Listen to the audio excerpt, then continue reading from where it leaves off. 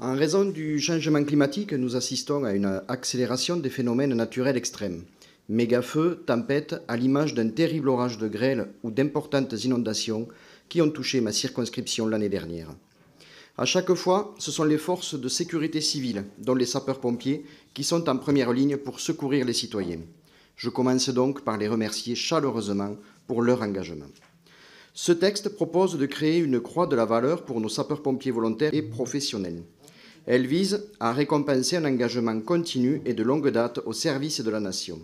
Cette médaille est aussi un signe d'encouragement pour les sapeurs-pompiers volontaires et professionnels dans les moments de doute, une incitation à persévérer et un hommage pour service rendu à juste titre. Cette reconnaissance est la bienvenue et nous la voterons. Mais je veux aussi alerter sur la crise profonde qui traverse le corps des sapeurs-pompiers. Elle se traduit par la baisse des effectifs professionnels ou encore par la hausse dramatique des suicides.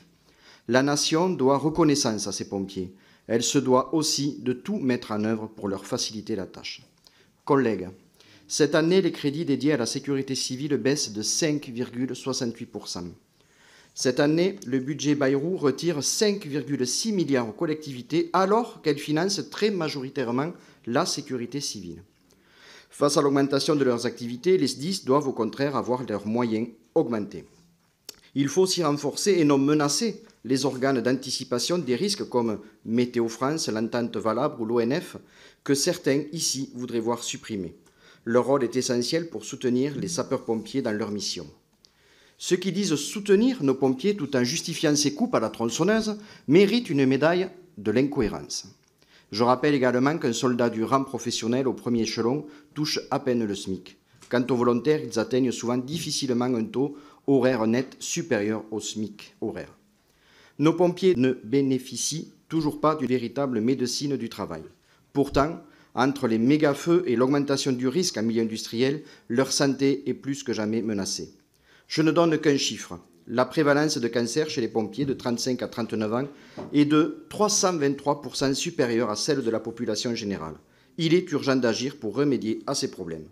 C'est pourquoi nous avons formulé par amendement des propositions urgentes et réclamées par les pompiers eux-mêmes, pour améliorer les conditions de travail et la rémunération des pompiers, pour enfin prendre en compte la santé de nos pompiers par la mise en place d'une fiche de suivi sanitaire individuelle éditée et remplie après chaque intervention à risque. Celle-ci pourrait être complétée par la création d'une banque de données visant à assurer le suivi épidémiologique des pompiers. Ces amendements n'ont malheureusement pas été repris dans ce texte, c'est donc une occasion manquée. Toutefois, en votant ce texte, nous soutenons une initiative qui apporte une juste reconnaissance de la nation aux pompiers de notre pays, mais nous continuerons aussi à être force de proposition pour améliorer concrètement les conditions d'exercice des pompiers dans leur indispensable mission au service des Français.